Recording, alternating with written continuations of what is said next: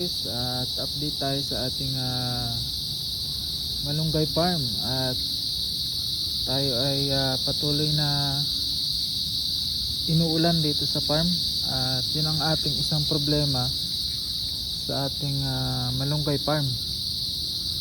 So dahil ilang weeks nang babad sa ulan yung lupa, may mga may mga namamatay at yung iba ay natutumba dahil minsan ay may hangin at ulan at malambot na rin yung ating pinagtataniman ng malunggay.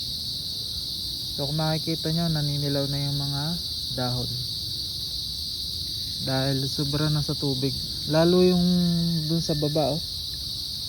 So bukas i-update ko kayo doon sa baba. So ngayon ito ay nasa taas pero yung tubig ay stuck dahil wala nang kumbaga sobra na sa tubig, wala nang madaluyan. So kung pupunta naman yung tubig doon, ganun din,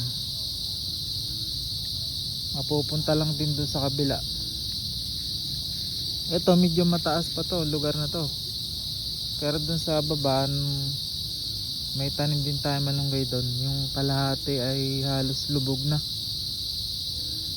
So ilang weeks na kasing walang tigil yung ulan at ang ating panalangin ay matapos na. So natigil naman pero saglit lang, mga minutes lang, uulan na ulit. Ayan yung iba natumba na, pero yung iba natatayo na natin pagka walang ulan. Ito natumba na dahil malakas ang ulan at ang hangin nagtumba ng ating mga tanim na malunggay. Ayan. At pag tumigil yung ulan ay maayos na natin ito at makabawi tayo sa ating mga buyers na naghihintay. Ayan mga nagsitumbahan na.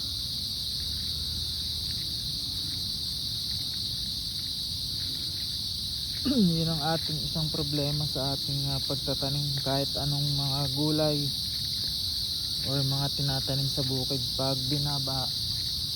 So ito yung isa kong pinapangamba na kapag nabutas tong lupa